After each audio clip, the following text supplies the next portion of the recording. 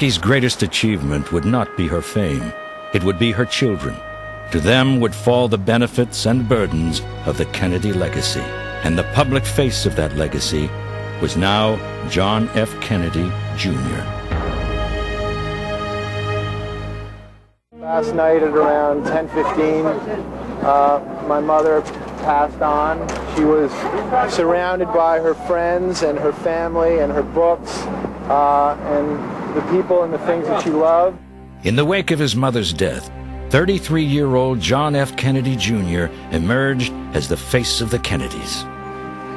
Whether he would become more than that was a question that captivated the public. John Jr. Inherited the Kennedy myth. People who hated the Kennedys, and there were a lot of them, didn't hate John Jr. He had a sense that sooner or later he was going to have to step up to that plate, or people would think that he was cowardly. I think that his feeling was that he had plenty of time. He had all the time in the world. In the summer of 1988, JFK Jr.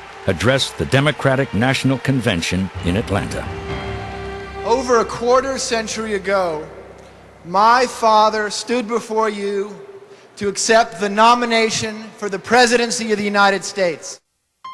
He had known the view from beneath the president's desk. Now the talk inevitably began that he would someday sit behind it. Somebody once asked him, "What would you do if you woke up one morning and discovered you'd been elected president?"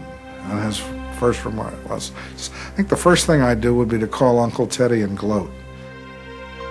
Growing up in the public eye, he was the young prince. Then the gangly teen. And finally, America's hunk. Like any Kennedy, he pushed himself physically. He was not a reckless risk taker, but he liked risk. And he liked that heightened sense of life that you get when you're right on the edge.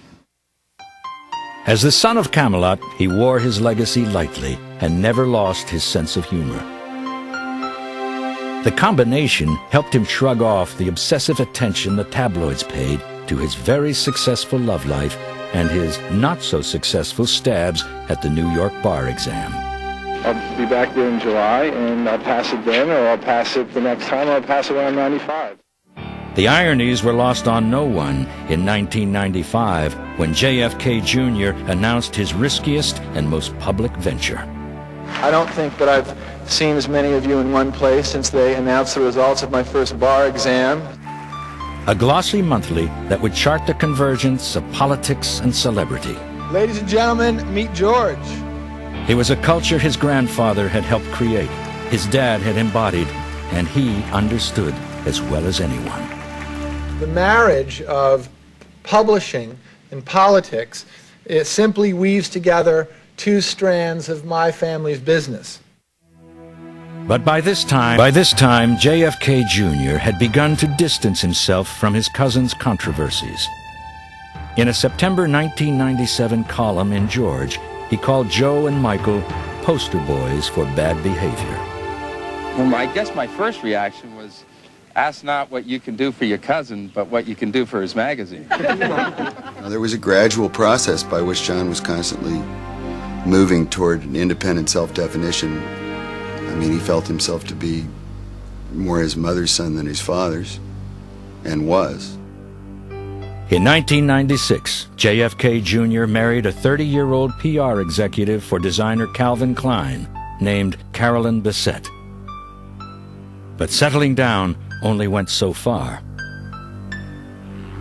All his life, John Jr. had been captivated by flying. He bought a Buckeye, a three-wheeled paraglider with an engine. He showed up to fly it wearing a helmet with the insignia of his Uncle Joe Jr.'s fighter squadron. He loved flying that thing, and he'd be up there just a dot against the sky. And you could just imagine how happy he was. Jackie feared for his safety. Out of respect for her, John waited to get his pilot's license until after she died. In 1998, he told USA Today, "The only person I've been able to get to go up with me who looks forward to it as much as I do, is my wife. On Friday, July 16, 1999, John Jr. was scheduled to fly with Carolyn and Carolyn's sister Lauren, first to Martha's Vineyard, then on to his cousin Rory's wedding in Hyannisport. Shortly after 8 p.m. at the Essex County Airport in Fairfield, New Jersey, he began prepping his high-performance Piper Saratoga II. At 8:38, 12 minutes after sunset, the plane took off.